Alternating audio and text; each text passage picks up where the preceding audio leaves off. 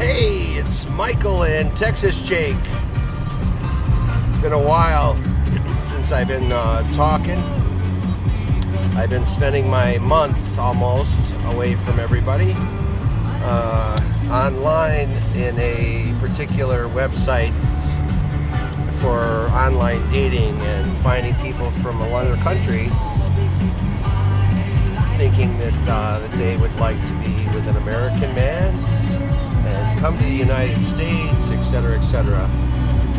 And I'm gonna go over that a little bit with you, best I can, and pay attention at the same time. So please bear with me. But anyway, my experience on this site initially, just like on the initial site when I met my LDR from the Philippines.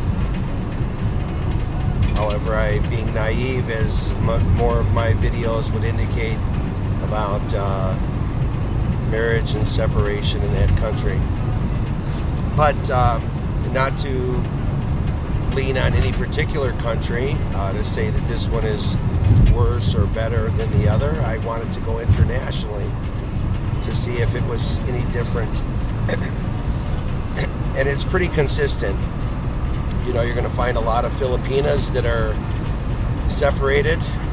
They think by 10 years that somehow gives them a new leave on life, I guess, or that they have the ability to remarry, possibly. And then they also mention annulment quite a bit. When my understanding with annulment, especially in the Catholic faith, is that if that was something that happened quite immediate, in other words, if you were to recognize very soon in the marriage, within the first 6 months, say, of it, that that was a relative that you were with, or it was a forced union, etc., then the courts would probably push that through. But for some odd reason, either they just, it being the only option, I think that they lean on that, thinking that we're going to assume, coming from another country where divorce and separation, that process is a little quicker, and you don't necessarily need the grounds that you would, maybe here or there. And I appreciate that the courts would, review that situation and just say, okay, these are the things that would allow you to get an annulment. And I don't know the 5, but if you're not related, it wasn't a forced union, or you're underage, and or you're somehow related to that person, there's really not too much else. I think mental incapacity, I've mentioned that. And just because the guy cheats or whips you or does whatever he does, just a tyrant of a man, or lazy, doesn't give you the right to divorce or annul the union, especially after you've had children and businesses, etc. Again, I'm not going to lean only on that country. I found that in other countries, one in particular, I don't believe I can say where it's actually from, but it's notorious for scamming. And there it was almost like, a lot of behind, poses, showing their back end or their top or whatever. And I'm telling you, from the prettiest of women, that was just, it was like common nature for them to just do that and or ask me what I was looking for, although my lengthy profile pretty much said it all, what I was looking for. And either they don't understand the language, or the language is this: you're in here looking, so this is the nature of the beast. And that is that most men are just looking to get a quick fix and not really looking for a long-term relationship. And most women are looking for coin. That's where that hypergamous stuff comes in, or the one-ups or whatever. They're looking for the best one. But it seems to be a lot of, sexual orientation and or save the day type of, you have to become the hero. I was extremely disappointed. A lot of them deterring you to another app where they could communicate, and there's email exchanges, etc. And then I worry about IP addresses and how deep a scam can actually go, or what are people doing in all these different countries just to make money. I think that's what they look at it as, is that this is a way to make money. I show you my parts, and then you do whatever you do, and that's okay. But they do that here in the United States too. Maybe it's a little bit more direct, and maybe they're being direct there as well by just saying, okay, I'm going to do this, or what are you looking for? This is what it is. Some, they don't even do that, and then we're asking for money. Always asking for money, like, what are you going to buy me? What are you going to this? What are you going to that? If there's 100 of them, they just look at you as a Santa Claus or somebody that is just, when are you going to pay? When are you going to give me the money? There was one of the YouTubers that's, I think his name's Reiki. I'm not sure if it's his name, Ricky or Reiki or whatever. Ricky something. But he's a full-time YouTuber, I guess. He has his own channel. He was actually saying that unless you're going to support these women, if they do pay attention to you fully, that what's the wrong in having a drawer full of phones that guys from all over the world are plugging with load, and then when they're broke or they need money or food, they just go and sell that load. What's the wrong in that? And of course, at least American men, I think we think that, it's all about allegiance and the trueness of a relationship to one partner. And when people are using those, I guess, opportunities, because people, it's like supply and demand. They want it, so if it's there, they supply it and want to be compensated. What's the wrong in that if that's a way of making money?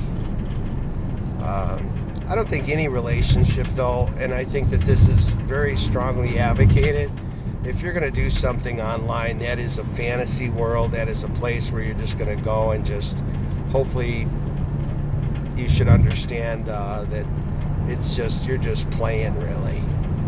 I think you really do have to go meet somebody, but if that's why you're going to that country to do that, you would have to either hope or have at least this much of an understanding that they're ready and willing and able, if that opportunity were to present itself, to just go for it.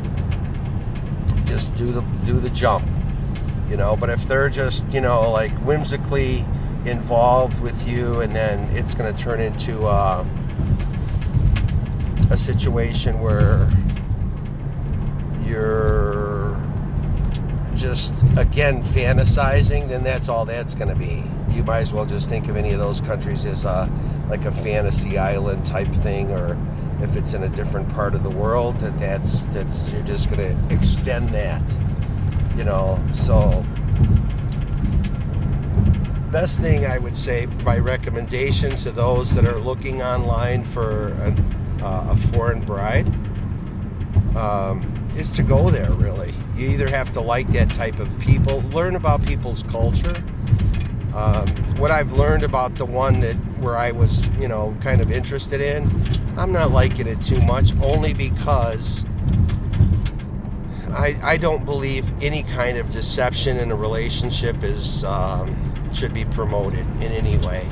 And if it's all about money, and that's the way I make money, and whether you know how I make money or don't know how, or I don't have to tell you all my truth, that to me is not marriage material. Because, I don't know, I just think that, when people get together, husband and wife, and they're actually, the whole concept, the whole idea of undressing and being with that person is that you're naked, you're touching each other, you're being intimate, in a way that, that kind of closeness is, it's either a fantasy again, and or you're really just touching souls, and you're touching that person in a way to where they understand you and you understand them, and you work together to make whatever happen that is supposed to happen, because of your two knowing each other. I don't think that's going to happen online. And it's a shame that when you do travel to another country, you do have a very short window of opportunity to really get to know that person as well as you'd like.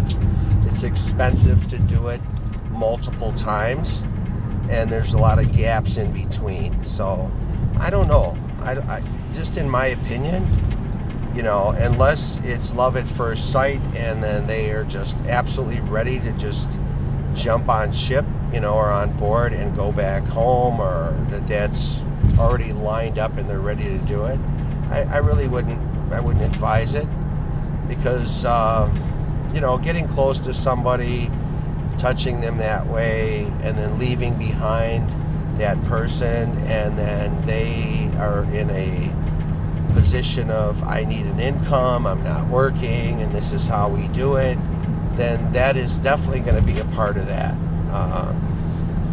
You're knowing that person. Now, you may not know that because they're not going to tell you, but from what I understand, they're going to do that because that's a resource. That's a way of making money.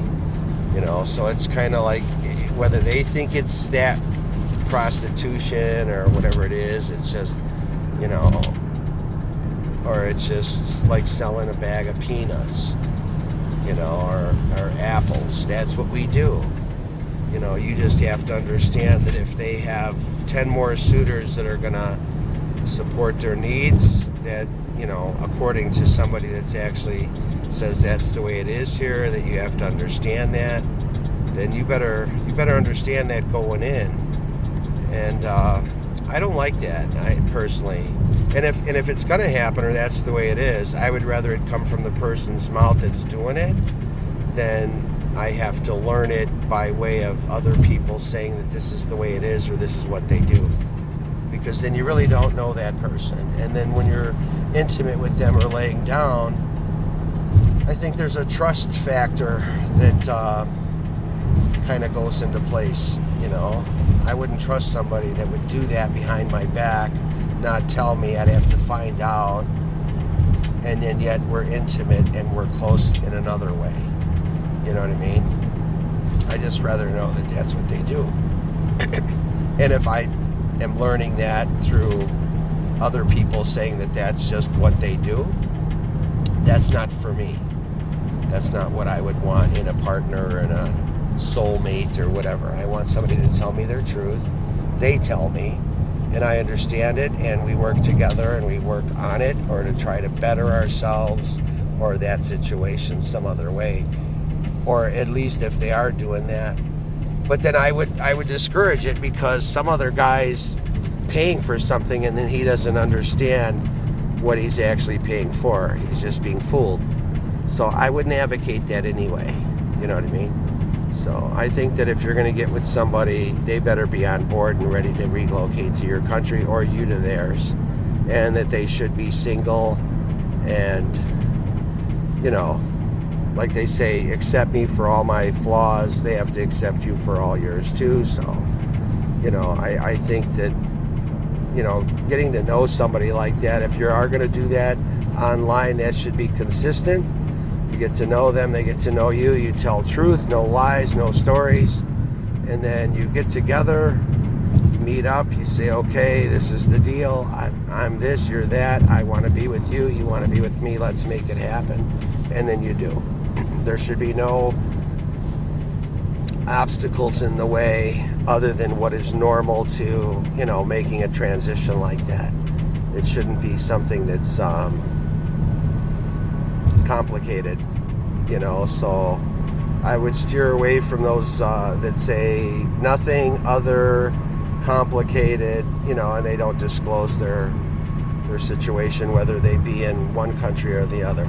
But I have to, by admission, even though my experience was in one country, I spent 9 months of my life, my time, with one particular person. I had to see for myself, is this and it's called international, by the way, which means that I see all women from all over the world, all walks of life. And this is a common trend. It's not unique to one country. It may be different how they do it in another country from the other, one from the other, and what they're selling or what they're doing, but it's a very common thread that women on these sites, in my opinion, are looking for an opportunity, get rich quick, whatever it is. Some of them capitalizing on their looks and on other people's loneliness and or sympathy, whatever. That seems to be very common. And there's a lot of good-hearted people, and there's a lot of people out there that are truly genuine and wanting to find somebody. Especially if they are up in age, and even though the younger would accept that, and that's not specific to the Philippines. That's all over the world. There's women young as 19, 18 years old. I'm 63. Saying, hey, how's it going? I want to be with a man like you. Of course. Yes, you do, right? I want to go mountain climbing and skiing and all this. And I'm like, really? Yeah, at 20 I did too. Not at my age. I'm more settled. I want to do stuff like that. So what would I get out of that? And there's no time for taking advantage and saying, well, at least before I go out of this or leave this planet, that I want to be with somebody young like that, if there's nothing truly there between you. And if there is, then that's okay. But if not, I wouldn't explore that too quickly. I wanted to wish everybody a happy holiday season. It's been a rough year for all of us, with COVID. But you know what? I think that if you just stay healthy, stay positive, stay, the social distancing, I would say, to a measure, you have to do that, I guess, but I think a lot of that just has to do with hygiene. They're just saying, you're going to have to pick up on some of that. You're not going to be able to just keep doing that, walking around or going around, not worried about washing your hands and things like that. Countries where there's water is not as accessible as it is in others, that's going to be difficult. So I would say that if this is just a disease or a virus that is going to just keep going, it's not fair that some countries don't have the same advantages as the others. Washing hands, using lotions, things like that. So we're all in for a treat. We're going to see where this all goes. I think if we remain positive, always try to help one another, try to do goodness, over something evil, especially when you're involved with other people from other areas. Always represent your country and your good parenting by being decent people, and helping others. Instead of all this crazy stuff that's going around, I think we should all do that.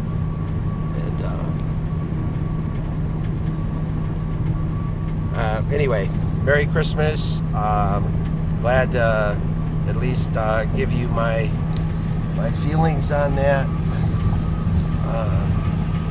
I have no apologies to any country, that I had this experience in that I did when I started this YouTube page. But I would at least say this, and I don't apologize for people doing wrong. I don't care what country you're in. But it seemed like I think I just gravitated and leaned on one particular, because that's where my experience was from. Directly, not indirectly. But for sake of whatever, they're all doing it. It seems a month's time is plenty of time to just figure that out. And it doesn't take a rocket scientist. And I just think that really, if you are a traveler and you go overseas and you happen to meet a nice lady, treat her with the respect that, you know, that you come to their country with that respect, and hopefully you're treated with the same. Stay away from the bar girls unless that's what you're going there for. But if you're going for a wife, you know, you got to be careful.